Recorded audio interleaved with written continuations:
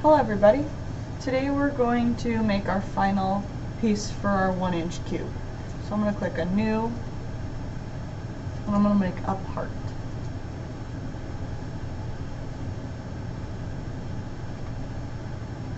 We're going to start with a 2D sketch. I'm going to choose this XZ plane. It does not really matter because we can rotate it once we go to assemble this. So I'm going to start with a 2-point center rectangle, and I'm going to do 1 tab 1, enter to set that, and then we're going to extrude that. So I'm going to click finish, extrude, and I'm going to make it 0.25. So now we're going to start another sketch on this face. And I'm going to use another 2-point center rectangle from the center origin. And I'm going to make it 0.5, tab, 0.5, enter. And we're going to extrude that up 0.5.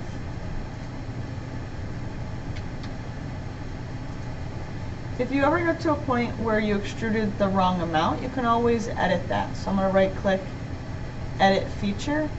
So let's say I had put it at 0.25 accidentally. I can right click on that edit feature and I can change that number. And I'm just hovering over my model browser, showing me what command, what I'm actually creating or drawing in that part. Another thing I can do is I can delete this, but not delete the sketch. And I can click OK, and then I can redo that command if needed.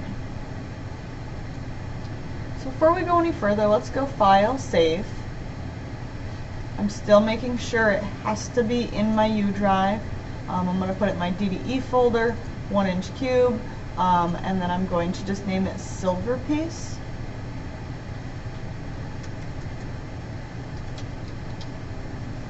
And save.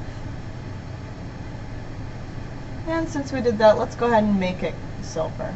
So Tools, Appearance. I'm going to open the plus button next to solid bodies, and let's search for silver. And I'm going to select solid 1, and then the up arrow on silver. It's not a drastic difference because the default color is gray, but if I come over here and change my visual style to realistic, see how it's now, it's kind of shiny. But I do like to leave it shaded with edges because I think that's a little bit easier to see. But it still has that shine to it.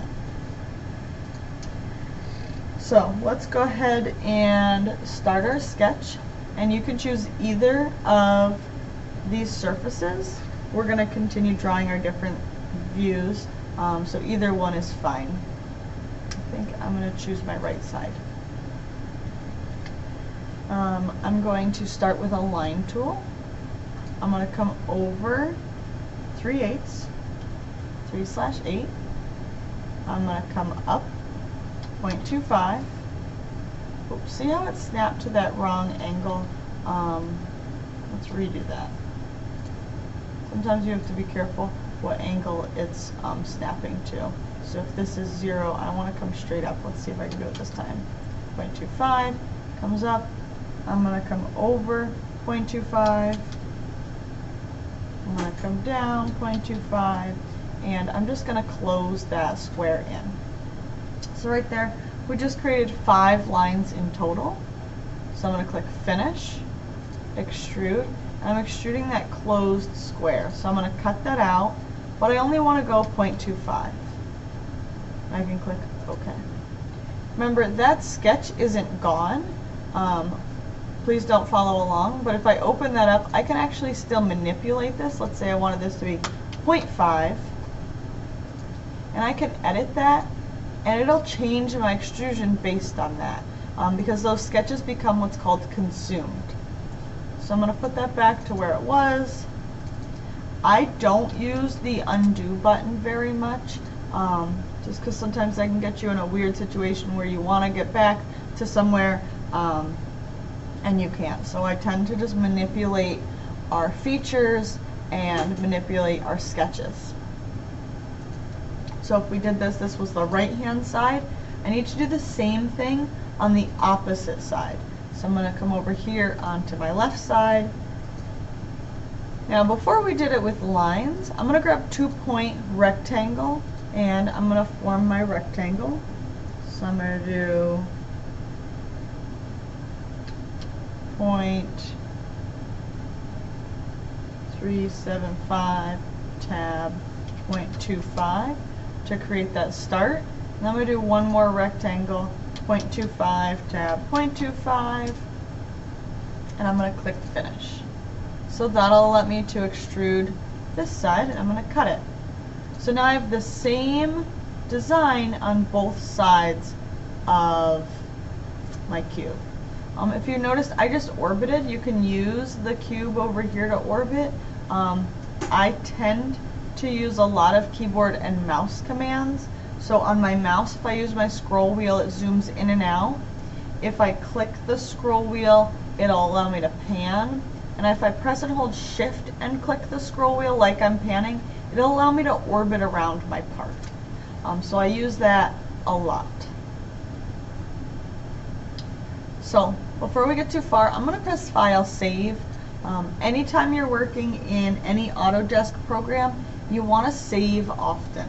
Think of it, every time you do something that you don't want to do again, save that.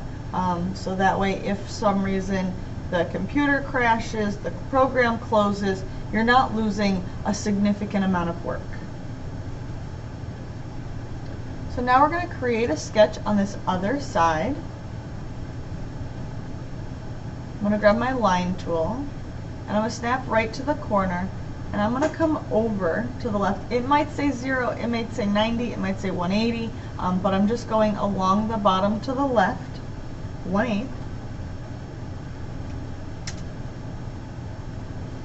And then I want to come up 45 degrees. But notice that would be 45 from here to here, so I need to press tab 135, tab, and then I'm going to snap to the top of this part of the object.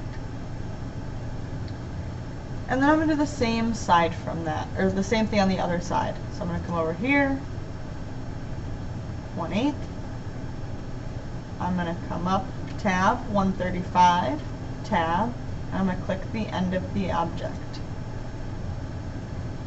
And then let's close in the top. So I'm going to click finish, extrude, and I'm going to extrude that back, and I'm going to cut that out. So it looks like this. We're going to do the same thing on the other side.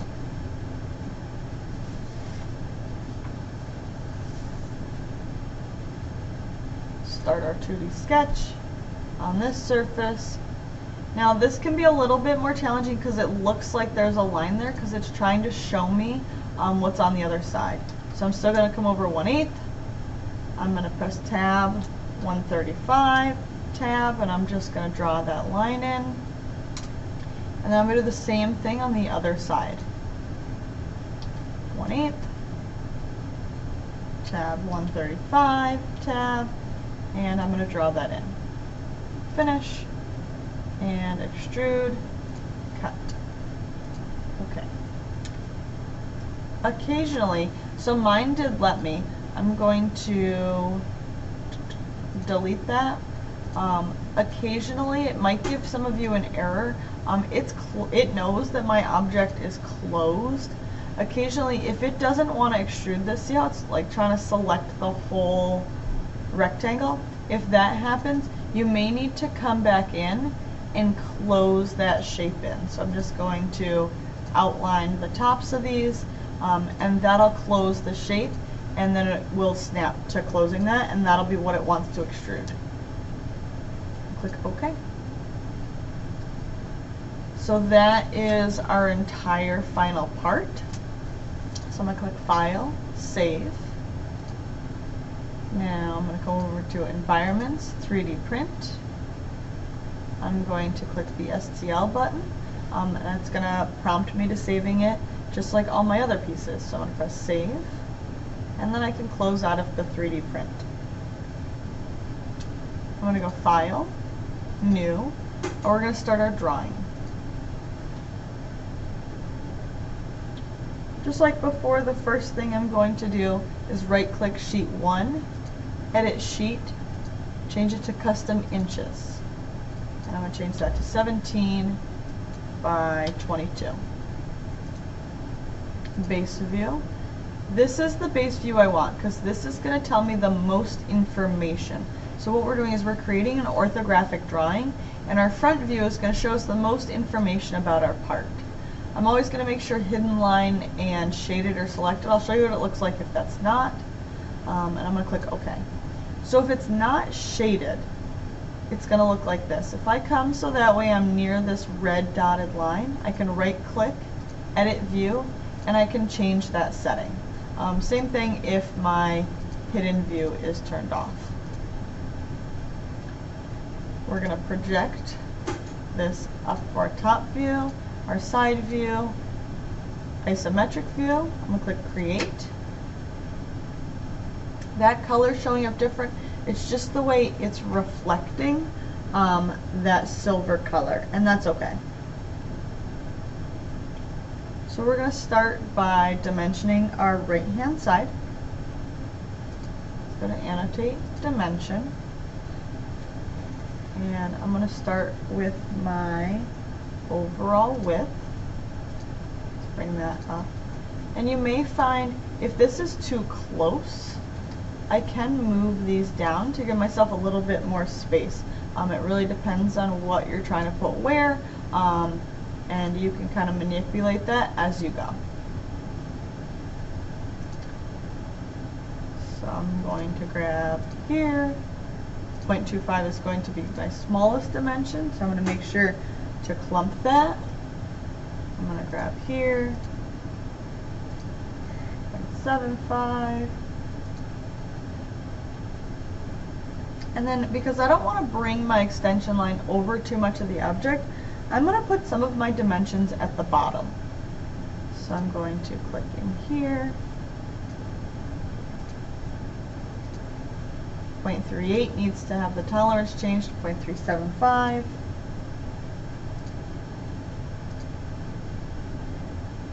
And same thing here.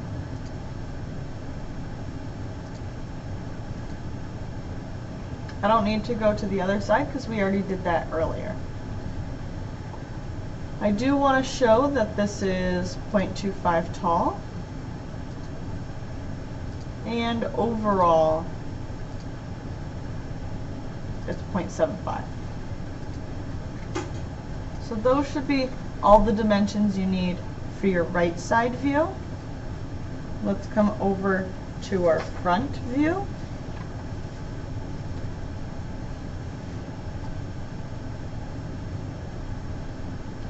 I'm going to add in from here to our dotted line is 0.25.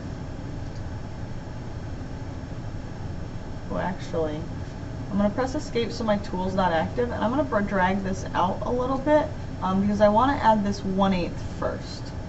Remember we drew that line in, and I'm going to add that in because that's the smallest dimension, so it's going to be closest to the object.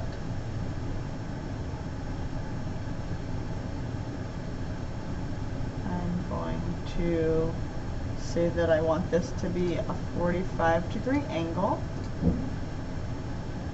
Okay. Let's go from here to here. 3 decimal places, and here to here is going to be our 0.75. So that should be all the information we need in our front view. Come up to our top view. We're going to grab from here to here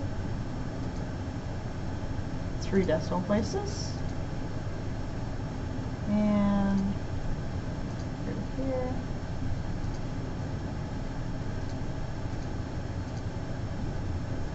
If any of your dimensions don't match my dimensions, that's a sign that you may need to modify something in your part file.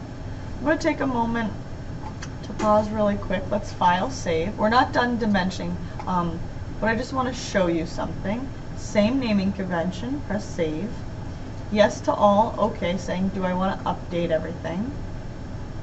Now, it's saving. I'm going to give it time to think. I don't want to over-click because that can cause the program to crash. So I just want to show you really quickly. See how this is 0.75 tall? If I were to edit that, edit feature, let's make this 0.25, okay, and save that. Again, I don't want you to follow along, I just want to show you. It'll actually update in my drawing, as long as everything's linked correctly. And part of being linked correctly is making sure that everything is in the correct folder. So you're in your U drive, you're in your DVE folder, you're in your 1-inch cube, and those files are all together. But it'll actually update that. So let's bring this back the way we want it. That won't update your STL, and it won't update your PDF. If you were to have already created that, you needed to go back and modify it, you would need to save those additional files again, but your IPT and your DWG are linked to one another. So I'm coming back up to the top because I got distracted. I'm just going to add in these dimensions. I'm going to grab from here to here, 0.25.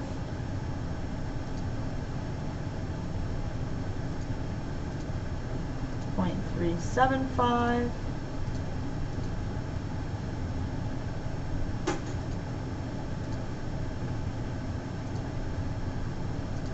0.625.